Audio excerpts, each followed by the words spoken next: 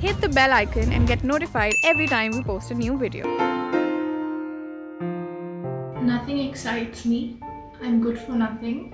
I'm worthless. I obsess over everything. I think too much. Everything makes me nervous.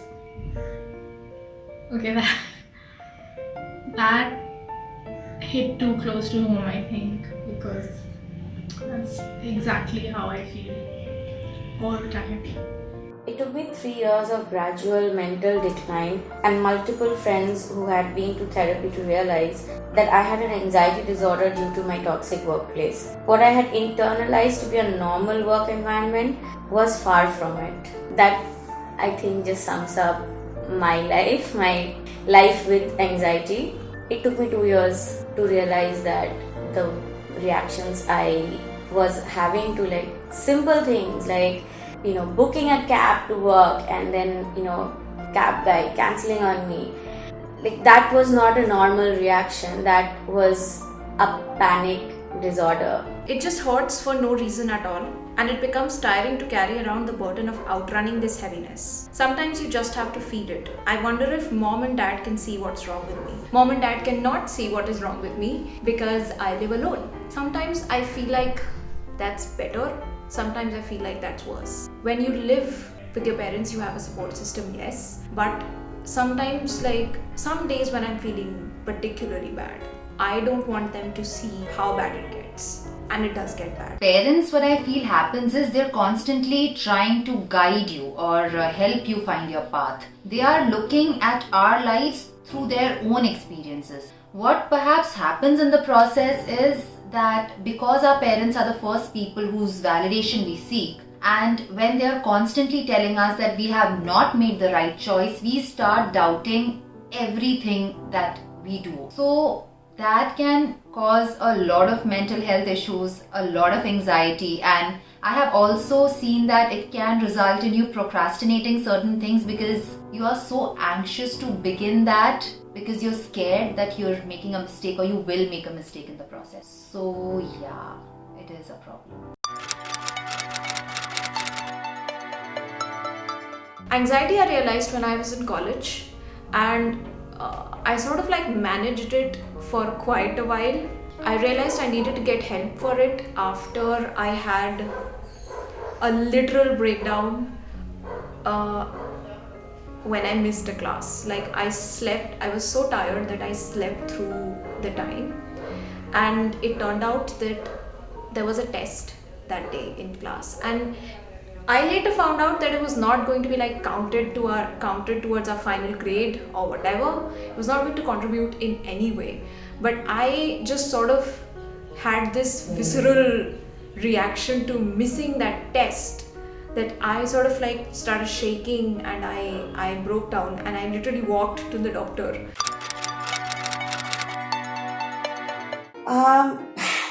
Oddly enough, the first thing I did was call up my boss. And even though this person was a major reason for triggering my anxiety, I think I kind of wanted to hear it from this person that it's okay to take the day off, but instead they asked me to come to work.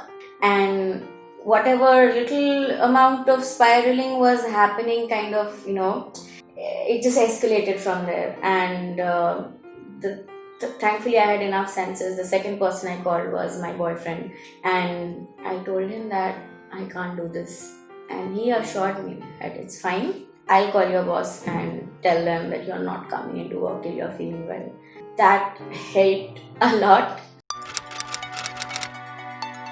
It's a tricky thing when you say who did you reach out to first, because the thing about depression is that you will not want to reach out to anybody. Okay, so my initial situation was such that I didn't feel like talking to anyone or going out with anyone, seeing anybody, and just having a conversation that was about me would make me want to throw up and burst into tears. So I wasn't reaching out to anyone, my friend. But then I did reach out to my parents when things got really bad, because I was like, while other people don't understand, I can at least expect my parents to care, even if they can't relate to my experience.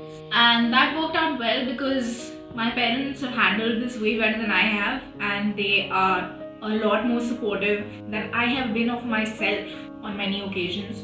So that was a good decision.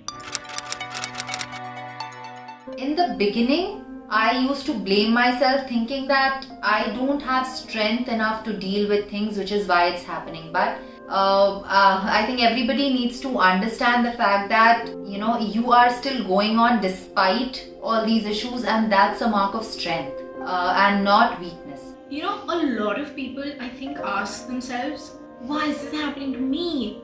And why is my life so bad? And it's me. I'm a lot of people. But the thing is that it's happened now. That's not your problem anymore. Why it happened? Your problem is it's happened. How do we deal with it? It's a chemical imbalance in your brain. You have to remember that. It's happened, and it's not about feeling happy or sad. It's not something you can necessarily control. So don't beat yourself up about it. One advice I would give that I think a lot of people don't understand, finding a therapist is as difficult, as complicated as finding, a right life partner, a right, flatmate. The first therapist you go to may not work out for you, and you're spending a lot of money.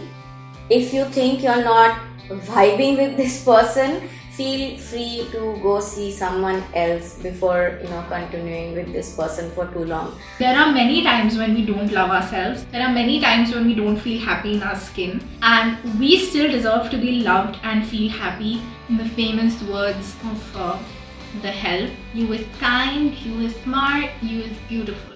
So remember that, okay? We all have our set of problems, and we all have our own ways of coping with it. We are here to just tell you that you're not alone and you are not weak. Mental health issues are real. Mental health is very important, and if you need help, if you even think that you need help, then it's a great thing if you would just go for therapy, because you'll just know if something's wrong or not. And if something is wrong, there is this way of coping with it that the mental health professional can help you with. So take care.